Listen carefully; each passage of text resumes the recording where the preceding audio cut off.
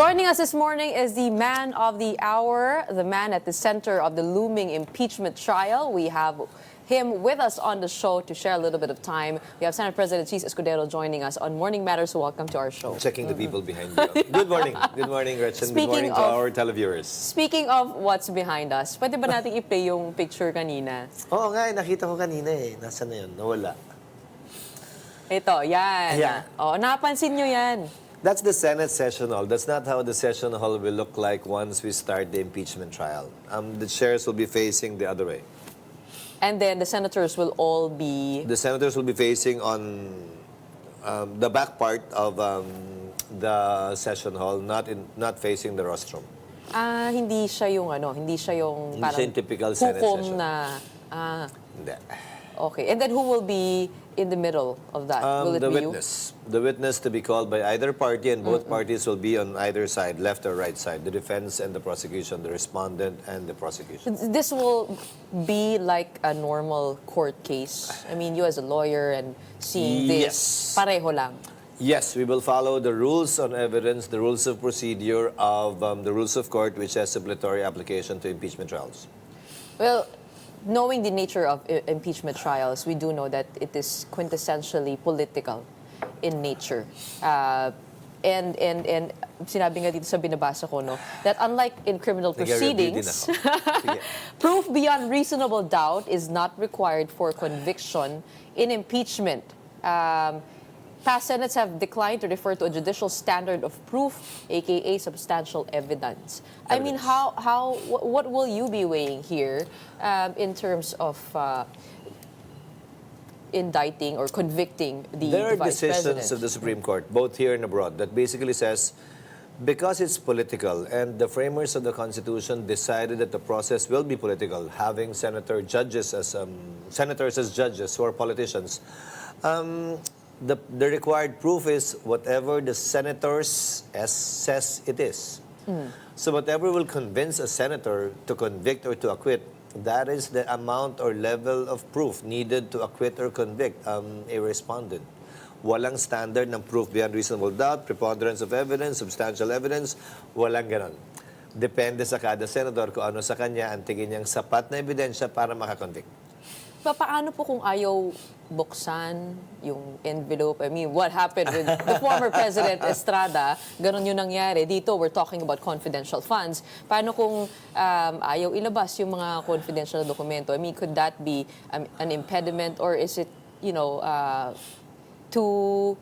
I mean, with the nature of confidential funds, dapat talagang nasa COA yung impormasyon na yun?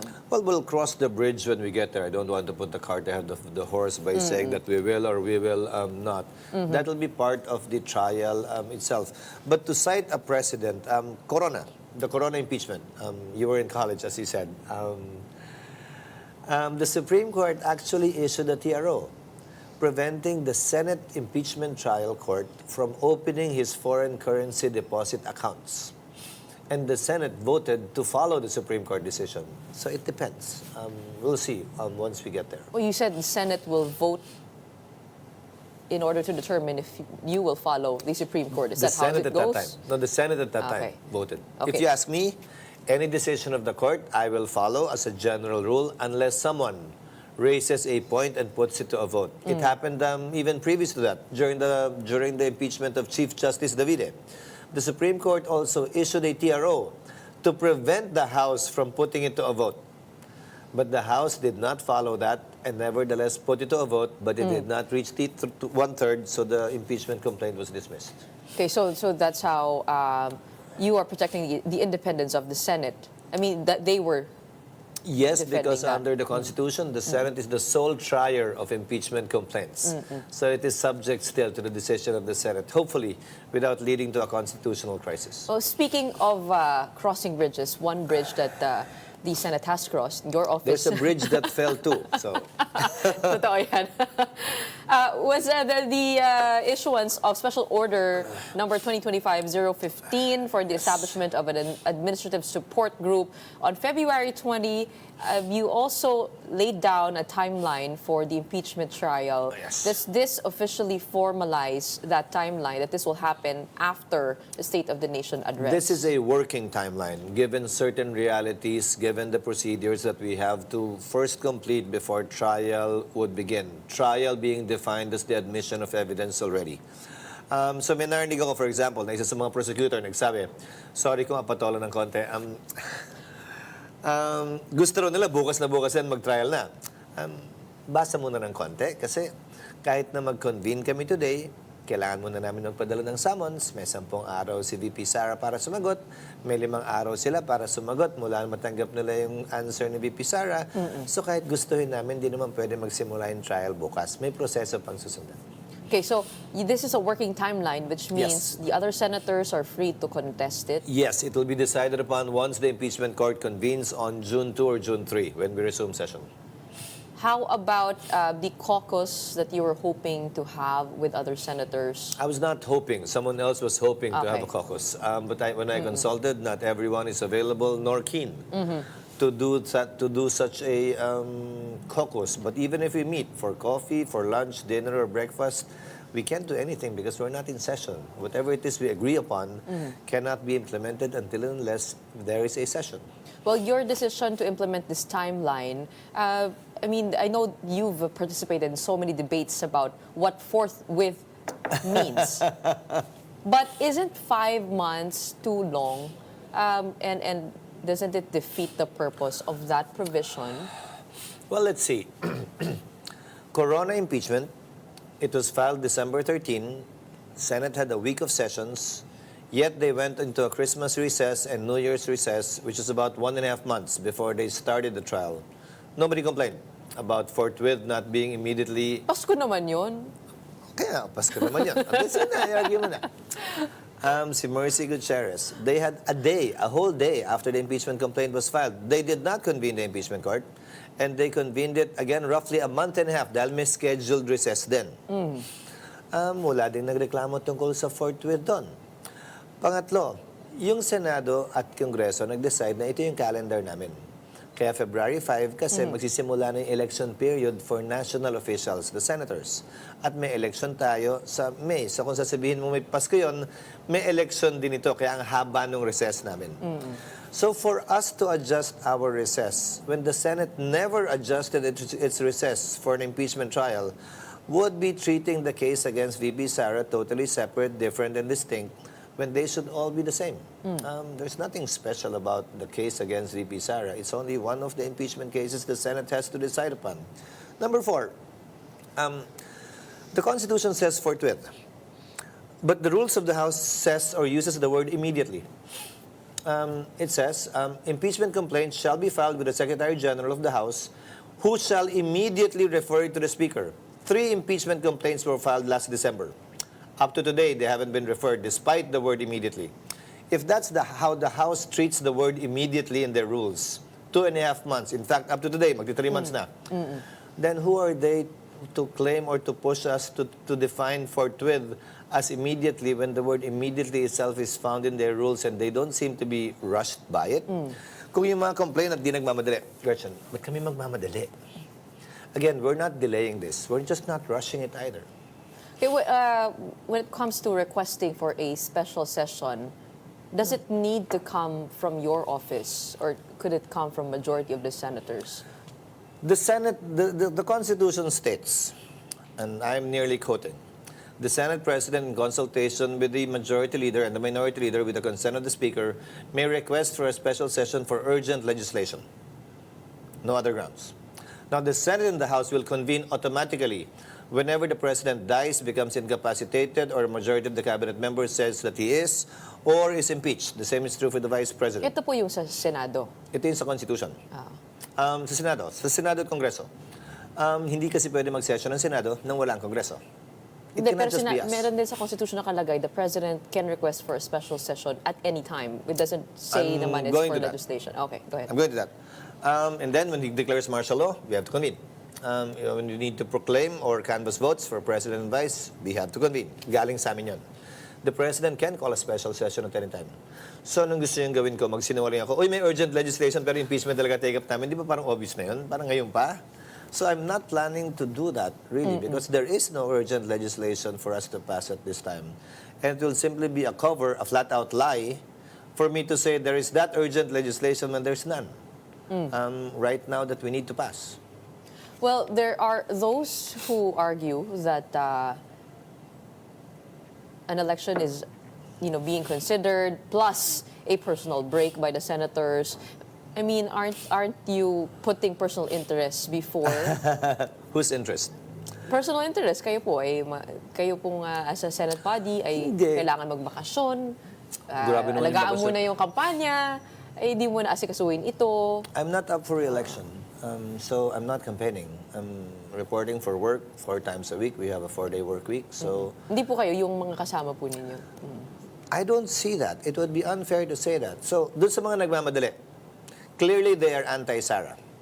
Clearly they are pro-impeachment. So tell me who's saying na dapat mag-session kami and I'll tell you what their color is. And so far as this issue is concerned. And I've said, hindi ko sila papakinggan, hindi ako magpapapressure sa kanila because clearly they're biased. Ang problema sa mga taong yan, kakamadali, bibigyan mo lang ng rason si VP Sara, kung talagang yun ang gusto mo, ma-impeach siya, na umakyat sa korte, baka mas tumagal pa. Kamukha ng ginawa nila ngayon. Di umano, minadali daw yung pag-file, kaya nga kino-question ngayon ni VP Sara, may petition for prohibition siya ngayon sa Korte Suprema. Baka mamaya manalo siya ron, edi sa kakamadali, edi lalo pang naunsami at tumagal doon sa mga may gusto niyan. We will proceed prudently, with caution, and in accordance with law. Regardless of what those who seem to be in a rush may want us to do, we will not follow suit. We will not be pressured by them either. Okay, former Senator Drilon said that we could be in the midst of a constitutional crisis if the Supreme Court comes out with a decision on that while the impeachment court is convened and while the trial is ongoing. Ano po mangyayari kung sakasakaling itigil nga po nila? Will you also put it to a vote? Mas maganda na ngayon. Ngayon na nila ilabas bago pa kami magsimula. Hindi ba? Let all of these petitions, either for mandamus, for us to convene, or to prevent the impeachment from proceeding, be resolved by the Supreme Court now. Instead of it being resolved or an order being issued while we are undergoing the process. But again, Gretchen, this happened before. The House was right smack in the middle of voting on the impeachment complaint against then Chief Justice Davide.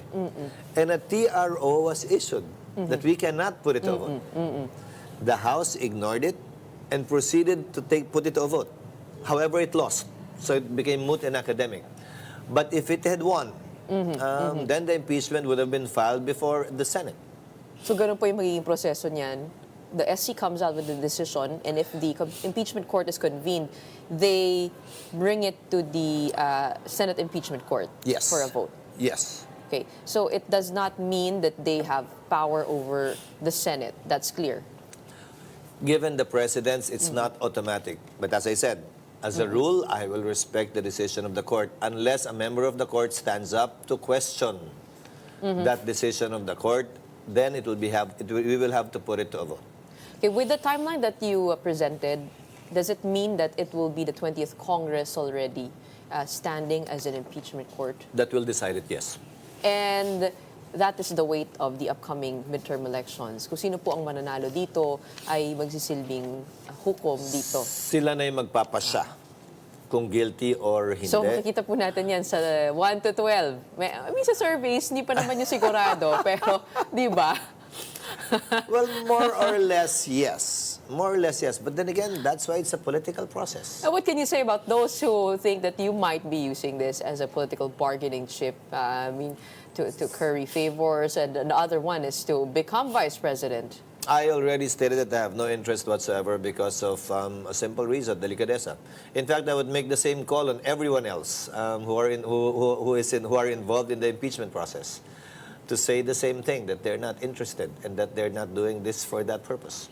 And how do you ensure the fairness of this trial when some of the senators have actually already made public their stance when it comes to impeachment? Well, I won't stop reminding them that they should not. They should stop and prevent themselves because not a single piece of evidence has been presented and admitted in court How can they say that they'll vote this way or that way?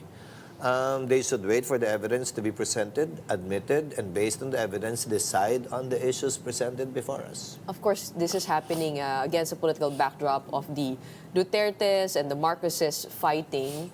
How do you assure the public that this will be a fair trial? That's what we've been trying to do so far. That's why we're not listening to the voices from either side. One side right now, since we're not conducting the trial, the noisy side are those who are against the Vice President.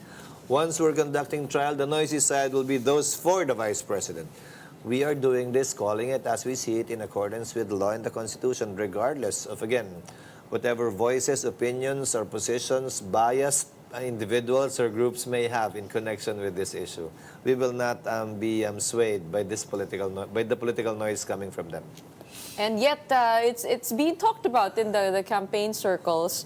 What is your take on the ongoing word wars between the Marcoses and the Dutertes? Umaanghang po yata ang mga salita. Oh, yung bago nilang spokesperson parang palaban ngayon. Sino to? Si Yusek Claire. Si Attorney Claire. Sabi niya, siya ang magko-correct dun sa mga fake news na lumalabas. At siya rin po at nagsabi na maaaring yung mayorya, kung hindi daw po kayo gagalaw, ay maaaring mag-file yung mayorya. Oh. Sabi ko baka patawarin na lang natin, baka excited pa kasi bago lang, okay lang. Bakit po kayo? I mean, Huwag na nating patulan dahil baka excited lang siya. what is your view? Lilipas din yun. What is your view on what's happening? I mean, the sudden pivot in tone, the Marcos administration? Well, opposites attract, I guess, and sometimes what you lack, you fill in the gaps with respect to the things that you lack. Masyadong mabait si Presidente. Hindi siya namamatol. So baka kailangan ng isa sa palasyong namamatol. I don't know. Really, I'm not deciding on who gets in and who is to be excluded in the palace. But I guess it makes sense that they try to get someone who's not exactly the same as the president in order to present a full picture of the position of the palace. What spurred her appointment, and she was mentioning the recent allegations that President Bongbong Marcos is veering towards dictatorship Yeah. to keep his post. And what do you think about that? I also issued a statement against that in relation to that.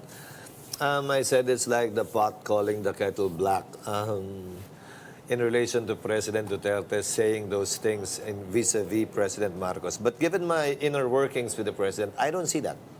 I don't agree with the former president. I don't see such tendencies on the part of President Marcos. He's very inclusive. He's not assertive as his predecessor was. And I don't see the tendencies former President Duterte is referring to in relation to President Marcos. Well, what can you say about I mean, sabi niyo po, mabait masyado ang presidente. Hindi na masyado yata lately parang. Bumabanat na din. Well, dapat lang. Kasi naman, hindi naman pwedeng gano'n na lang yun. So matagal niyo na pong gustong makita yung ganyan. I think all of us have that side in us. It's a question of when it will awaken inside of you. But some of us, But why do you have think that is side. the former president saying these things? It's part of the campaign rhetoric, I guess, because he is not like that in official functions. He's actually very jolly. He's very direct to the point, though. But perhaps it's the campaign rhetoric. It's yung init ng kampanya. Kaya siguro, off-script minsan, at lumalabas yun talaga nasa dibdib at isipan niya.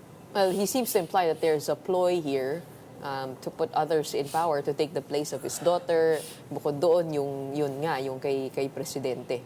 Well, hindi naman kailangan ng ploy kasi Vice President yung anak ni dating Pangulo na papalit sa kanya kung may mangyari sa kanya. You don't need to dig deep to see that plot, really. That is always a possibility. It's a constitutional possibility. But because if the position of the vice president is vacated, the president can appoint whoever he wants, right? No, from Congress. From Congress. So it could be you because you're also... I already said no.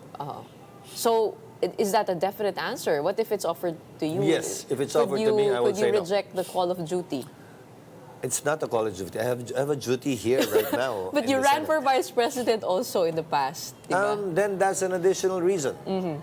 then that's an additional reason why I should not. Why? Because I was not chosen, I was not apparently the choice of the people. So why would I be now be accepting a nomination? Again, the main reason is delicadeza. If the impeachment will happen, and if that will be the outcome, none of us should benefit from it. Okay. Again, and not only me, even members of the House for that matter, So you're encouraging everyone to, who had the part in it, again? who had the part in it, who had a part in it. Okay. Okay. Speaking of campaign rhetoric, what do you think of the kill 15 senators remark of the former president? Sabi nyo, nasanay na tayo, 6 na taon nating naririnig yan eh. Pero we also had General Torre here who said na hindi naman pwedeng, dahil lagi natin naririnig kung sinabi nga niya na papatayin niya ito, weeks later, ang dami nga namatay. At some point, that has to stop. Ang sabi ko, nakakalungkot na parang manhid na tayo, pati ako, sa mga ganyang uri ng statement ni dating Pangulong Duterte. Parang sanay na tayo. Pangalawa, sabi ko, I don't feel alluded to. I never felt threatened by that statement of the former president.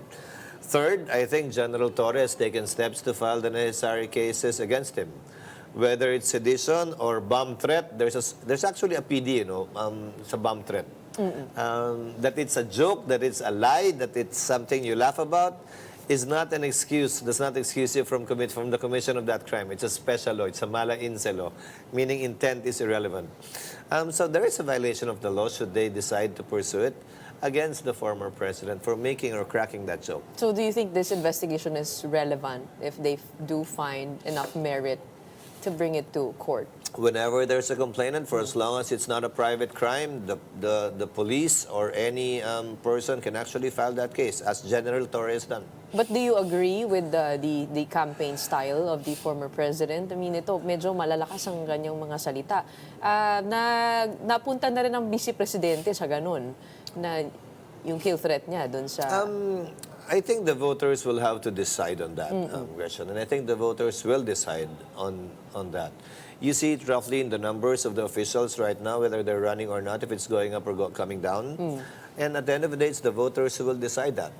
Gusto pa ba nila yung ganyang tipo ng pangangampanya o hindi sila sang-ayon doon? Gusto ba nila yung tipo ng pangangampanya ng kasalukuyang Pangulo, si Pangulong Marcos, o hindi? Makikita natin yun sa boto ng mga tao sa mga kandidato nila. And you and I will be one of them, voting for these candidates. Well, sabi nga ni COMELEC Chairman George Garcia, pwede naman ang negative campaigning. Just keep it classy. Hindi naman talaga bawal. There's no law. To be clear, there's no law prohibiting... Pero, I mean, this is different. Those are actual threats. I mean, when you say you're gonna kill someone, o patayin na lang natin ito, where do you draw the line? Again, there are laws. Will it fall under grave threats? Does it fall under sedition, given that it's a majority of senators? Does it fall under the PD that punishes a bomb threat joke? Kasi sabi niya, bobombahin niya eh. In that case, it's the prosecutors that will decide if they will file the case, and it's the courts that will decide if they will convict. For unlawful utterances. It's not an unlawful utterance. No, it's not. It's not? Why is it not? Not automatically. Again, grave threats, the person has to feel threatened. In sedition, there has to be an actual feeling on the part of the people depriving them of trust and belief in government. Insofar as the bomb joke is concerned, that's easier to prove. That's mala inse. That you cracked that joke, that you said it was only a joke, it's not a defense. But General Torre actually filed 4 unlawful utterances dito. Kasi sabi niya, yun nga na...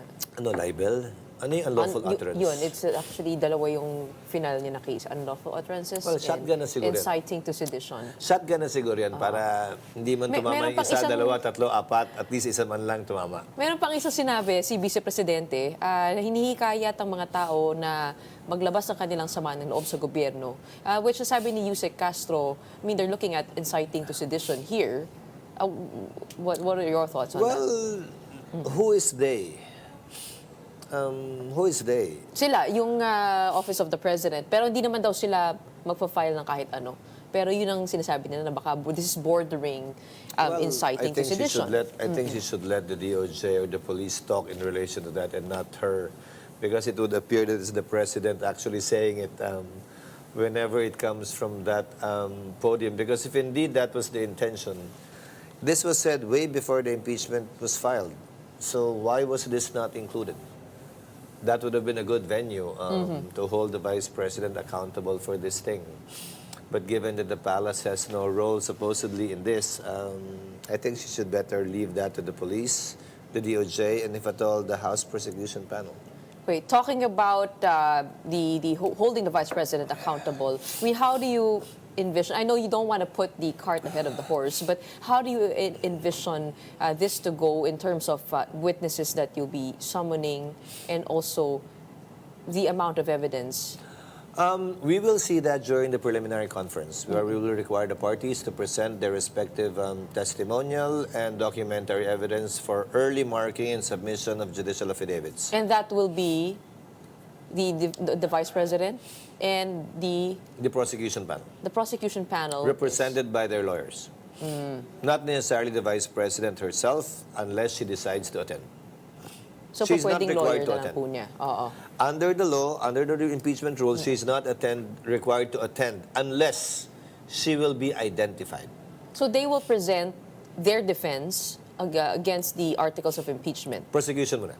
Prosecution muna. Mauna yung prosecution. Presenta nila yung ebidensya laban kay VP Sara. Okay. So the prosecution panel is going to be organized by? The House. Because they were the ones who passed on the articles of impeachment to the Senate. They elected a prosecution panel, but it's not limited to them. They can engage the services of a private prosecutor, very much like what they did when you were still in college. They engage the services of lawyers, private lawyers. Okay, so between now and then, what will the Senate be doing? Well, to before begin with, June 2? we are reviewing our rules. We are setting up the Senate already because preparations have to be made for security, for allowing visit. You have to balance the internet in security and making sure that it is public. It is open to the public. Number 3, we are engaging the services of our own counsel because we might need external counsel to handle cases filed against the Senate by either party. And if I were the prosecutors, kesa magmadali sila, maghanda na lang sila. Ako nga abogado, nag-aaral eh. Sila din siguro dapat mag-aral din. Hindi lang nung law, nung batas, hindi lang nung rules, pero pati na rin nung kaso nila at ebidensya nila. We will not tolerate any delay, Gretchen, insofar as this case is concerned. Ikaw na mismo nagsabi, ang haba na nung panahon. 3 buwan, 4 na buwan, 5 buwan, siguro naman wala na silang dahilan o wala na silang rason magdahilan na, ay teka lang, di kami handa, ay teka lang, wala pa. Wala nang gano'n na to. Pag nagsimula to, tuloy-tuloy na to. And mga gaano katagal po? I mean, pwede kasing... I think about 2 to 3 months from the time it starts. The whole trial? Yes. So you're looking at, if it starts at July 30, August, September, October, before we go on recess. Tama, may recess na naman usually in October. Before we go on our October recess, matatapos to. Okay. Where does that put all the legislation that you need to do, I mean, as a Senate body, does that push that all back? And ito talaga, this would take up your whole time and your whole schedule? No, hindi ako papayag. Dati na-apektuhan talaga yung session. But I will not agree to that. That's why in the proposed calendar, I said the impeachment trial should be in the morning, 9 o'clock to 2 o'clock, and then our sessions will regularly open at 3 p.m. In the meantime, we can authorize committees to conduct hearings during the session, not during the impeachment trial, so that the committees can still function, and they can still do that on a Thursday or on a Friday. So we might go back to a 5-day work week para makapag-committee hearings sila ng pag may session, Thursdays and Fridays, and then regular session namin will begin at 3, very much like how we do it today. Well, I do ask that because there are 3 years left to President Marcos's term. Also, to your term, 3 years left, and there's a lot of things to do. But before we get to that, let's take a quick break. Of course, we have this morning Senate President Chiz Escudero. Now we're done with the impeachment issues. Let's go to the other things as we'd like to do in the Nagsawa Senate. ka din? Buti naman. Na huwag naman na makonsumo nitong impeachment process. No? Okay, as Senate President, what would your priorities be? As I mentioned, you have 3 years left in your term. going into the next Congress, ano po ang priority legislation natin? Let's clarify first. I serve at the pleasure of my colleagues. I don't have a term. I can be replaced anytime we have sessions. So I don't have a term until 2028. I serve at the pleasure of my colleagues. So I will be sitting as Senate President on June 2 unless I am replaced, until June 13 when we adjourn unless I am replaced, and on July 28 when we resume unless I am replaced before that or after that. So having said that, priority legislation, we're finishing most of them actually. Most of the items in the Legislative Executive Development Advisory Council, the priority measures of the President, we will finish, hopefully before the 19th Congress adjourns. And most of it are already in the pipeline, either in the bicameral stage or will be adopted in third reading when we resume on June 2, June 3. So ano po yung bills that you're looking at? The Priority optimization bills. of government bill, which is basically the right-sizing bill, the mining fiscal regime bill, the CIMEPA, which is the rationalization of some taxes, lowering principally the income taxes on the stock market to encourage investors in the stock market. Let me see, the Department of Water, the 99-year lease, which will allow Filipinos and foreigners to actually enter into a lease agreement for 99 years and not merely 25, as we are usually used to. Let me see, the right-of-way law, which will hopefully address the problems associated with infrastructure projects, whether in the DOTR or in the DPWH. Let me see, the NHA charter law, the DBP charter law, the Land Bank charter law, all of which are pending third reading or bicameral conference committee, which we hope to approve before we adjourn in the 6 days we will be having sessions come June in the middle of all of this impeachment thing. Well, did the President also communicate his own urgent bills, LEDAC bills? These are his urgent bills. Ayun, yun po yung nabanggit po ninyo. Yung mga hindi urgent bills ng Kongreso mismo yung nagpa-file na matatalakay din namin is the Barangay Postponement Bill. Because we have scheduled barangay elections in December, but the House passed one already, and the Senate passed the postponement bill already. The difference is Senate wants it for 4 years, the House wants it for 6 years. So they still have to reconcile and meet in BICAM to find a way out insofar as that is concerned. The Senate and the House also passed the giving of allowance to barangay health workers, but only for 5th and 6th class municipalities and not for all because of the budgetary constraints that the national government has insofar as giving them an allowance or salary is concerned. Okay. One of the things that was declared urgent was the postponement of the BARM elections. Yes. I mean, why did you think that was necessary? The President asked for that. According to him, based on security briefings given by the National Security Advisor, the military and uniformed personnel, the deployment of our forces would be too thin in that area given the simultaneous elections being held nationwide. So they needed time to redeploy their forces in areas that they feel like they feel needs more people. So hence the postponement for a short period of 5 months only. When it comes to right-sizing government, I do remember the President mentioning that in his SONA. Medyo matagal-tagal na nga po yun, ano? I kind of wondered what happened to that. But it does remind me of what President Trump is doing in his own government with the Doge. With the Doge. But I mean, what do you mean when, what does the President mean when he says he wants to right-size the government? Saan ba babawasan ng taba? We actually changed it to government optimization because right-sizing gave a wrong connotation or negative connotation na precisely magbabawas. I did that when I was governor, for example, in 2019. We optimized government. We ended up creating more positions than abolishing positions. But we made sure that the positions we created were the ones that we needed. Doctors, nurses, midwives, and IT personnel.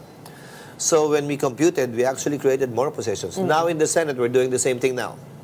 Given that we're transferring to a new building, and now from being lessees, we'll be lessors, we need new offices, we need new staff. So we are ending up actually creating more positions and more offices and not really abolishing positions, but realigning and reallocating ano po positions. nakikita niyo dito sa government natin ngayon? I mean, saan tayo may kailangan? O saan tayo sumusobra, kumukulang? Halimbawa, kasama sa optimization is Ang pulis, ba't sila nagbabantay sa Camp Crame? Ba't sundalo nagbabantay sa Camp Aguinaldo? Bakit yung driver ng general dito sa Metro Manila, pulis din? Di ba dapat driver yan? Di ba dapat security guard yan? Bakit yung nagluluto sa mess hall sa mga kampo ay sundalo rin? Di ba dapat cook yun o chef yun? It's a question of reallocating. Bakit yung secretary ng superintendent, yung secretary ng principal, teacher din? Kaya ang gandang tingnan ng ating student-to-teacher ratio, pero pag tingnan mo sa field, 1:40, 1:50, 1:60. So it's all about optimization with respect to the existing positions, not really solely abolishing positions. Ang daming job order at contractual workers sa pamahalaan, kailangan naman natin sila maging permanente. So it includes that too.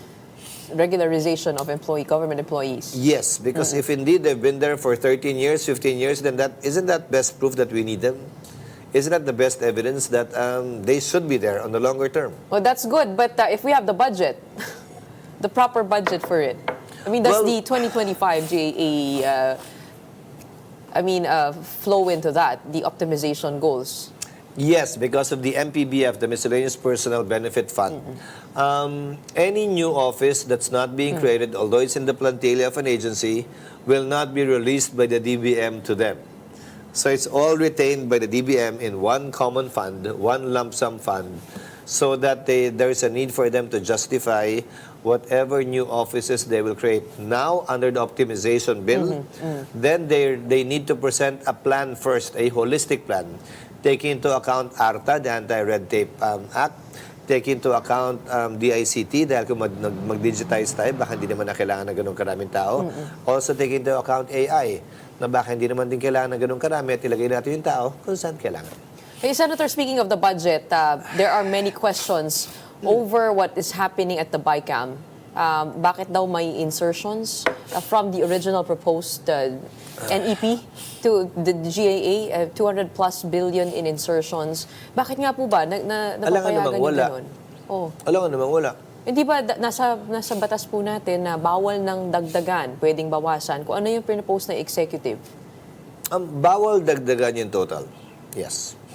So if the proposed budget is 6.3 million, we cannot make it 6.4 trillion. But when you're saying we should not make insertions to the NEP, does that mean the budget as proposed by the President in NEP is a perfect document, etched in stone that we cannot change? That's why under the Constitution, the power of the purse is with Congress. The executive proposes, and Congress deliberates and discusses if this is indeed the perfect, correct, and needed allocation. So I don't think they should frown upon insertions or amendments made by Congress to the proposed budget of the President. That is part and parcel of the process. And for you to say that we cannot change anything there is actually wrong, because that is not in accord with the principle of checks and balances in a democracy that we have in a Republican system of government. Well, of course, the thing that's also being questioned are the blanks in that budget over in the BICAM. Ano po ba yung kwento doon? Bakit nga po may blanco? All bicameral conference committee reports contains a paragraph in the last statement that everyone signed, that any errors, mistakes, or wrong figures can be corrected or will be corrected by the Committee on Finance and by the Committee on Appropriations of the House, because it's such a long document. It consists of about roughly 200,000 lines, budgetary item lines. So, nakalagay doon na kaya pwede nilang i-correct yon, pwede nilang punuan yon, pero kung may conflict sa BICAM at sa enrolled bill yung mananaig. And what the President signs is the enrolled bill. The enrolled bill does not contain blanks. And quite frankly, Gretchen, I'm surprised with some of the lawyers who are talking about it, because I have yet to see a BICAM report being declared unconstitutional. I have yet to see a committee report being declared unconstitutional, or a bill being declared unconstitutional. It's part of the process.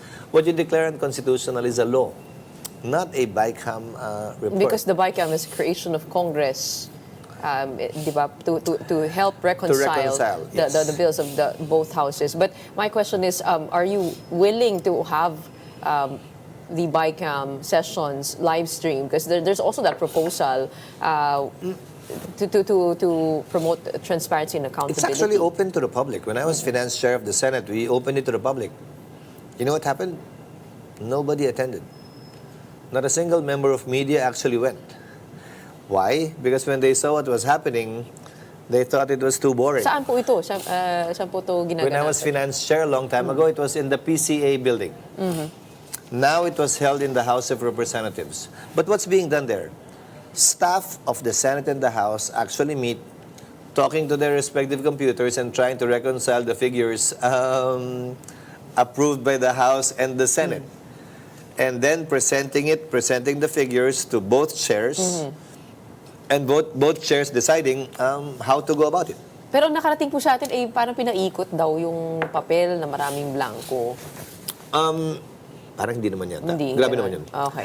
The Just to BICAM report was clarify. now submitted to the members of the chamber, both the House and the Senate, and they signed it. But again, Which already filled with the right numbers. there is a provision there, as I said, that says if there are any blanks, because report summary lang yun nandun eh. Pero may blank, I'm sure, sa loob nun somewhere. It should be filled up by the Okay. Committee on Appropriations before the enrolled bill is given to the President. Okay. But the other thing that's been questioned are the unprogrammed appropriations, yung pagtaas nung Unprogrammed. unprogrammed appropriations. Also the provisions for AIX and AKAP. Okay. What about it? I mean, yun po, hindi po ba parang prone to abuse yun kapag we put the major projects under unprogrammed appropriations? Unprogrammed appropriations are not part of the budget. In fact, it's not part of the total amount of the budget. Why? The release of unprogrammed funds are contingent. Contingent upon increase in tax revenue, windfall being received by government, unforeseen revenue being raised by government. So it is conditional. Number two, ACAP had no regulations in 2024. We put in regulations in the 2025 proposed budget. In 2024, it was there, but there were no regulations. Now, in 2024, ACAP was not inept. In 2025, ACAP was not inept, but the SWD still handled and released it. So there is an implied acquiescence on the part of the DSWD because the President could very well have decided not to release ACAP. Up to today, Gretchen, the President can decide not to release it. Because he has that power to impound Executive power. items in the budget. Okay. You said that you were for a total ban on gambling. Tapos nabanggit nyo rin na bakit nga ba natin hindi hahabulin tong PIGO kung yung POGO nga ay binan natin. I was questioning why we have PIGO. Why PIGO is strong now. We banned POGO, which basically prohibits the Chinese or foreigners from gambling because we said it's bad. So why are we allowing gambling for Filipinos? If it's bad for foreigners, isn't it bad for us too? Now, if they say, well, we're earning a lot from PIGO, well, we were earning a lot from POGO too. But we decided, given the social ills, that this is better, not having it. So we lost POGO, but PIGO was strengthened. So PIGO referring to Inland gaming. Serving Filipinos when it comes to gambling. PIGO basically Oo. means inland gaming. P, Philippine Inland Gaming Operations. Are you also looking at legislating towards that? Is that on the agenda?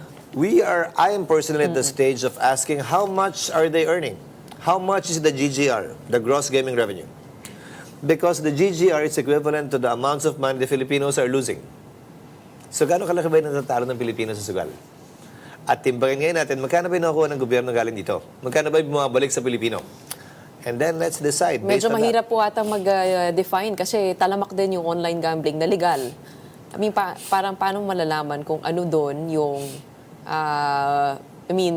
yung PIGO at alin doon yung meron din yung gaming, online gaming. Is that the same? I mean, putting all of those aside, dami natin nakikitang mga billboards for those companies I think there are and apps. 4 or 5 or about 10. So, yung PIGO po, kasama po yun? Kasama yan. Kasama yun. Kasama yun. Lahat na online. Okay. Yung POGO, offshore yan. Yun yung pinagbawal na meron pa rin naiiwan ngayon. So kung yung bawal meron pa, ano pa kaya yung legal, meron din sigurado ako nakahalok illegal doon. Okay. On a final note, I know we're on a break still. What are your plans? I mean, for your own personal life, kamusta si Heart? Me, she's not here. She's abroad. She'll be back sometime mid-March, actually. Nothing. I have administrative work in the Senate. I report for work about, again, 3-4 times a week because even if you don't have sessions. And I'm campaigning for some friends. And I'm going home to the province campaigning for our party there. So that's basically what's preoccupying my time. And of course, doing my usual wellness and gym for longevity. Is she surprised that you are in the middle of all of this? I mean, has she already adjusted? We have an agreement. She will never interfere nor concern herself with politics, and neither will I with the showbiz. So we have a good working relationship in regard to that. She's not affected at all. Pagka tapos po ng termino po niyo ng 2028, meron ba kayong mga binabalak na? Actually, tinatamad na ako tumakbo. Ito lang. I can still run for election, but I'm thinking about it. But right now, I'm more inclined to simply look for other things to do. I've been in government for over 27 years, so tama naman na siguro. Showbiz na rin. Hindi nga pwede. Hindi siya pwede pumasok sa politika, hindi ako pwede pumasok sa showbiz. Hindi talaga. So, hindi na kayo pwede mag-artista. Hindi. Grabe naman, wala namang kukuha. Wala namang kukuha din. Okay, maraming salamat. We know Thank you're a you, busy man. Thank you so much for your time, for Likewise. clarifying so many of the issues and questions that the public has. Thank you for joining us on Morning Matters. Likewise, ma'am. Hope Thank to have you again. Maraming salamat. We have Senate President Chiz Escudero on impeachment and other bills, his roles in the Senate, and other things that we need to figure out in the coming months. Maraming salamat.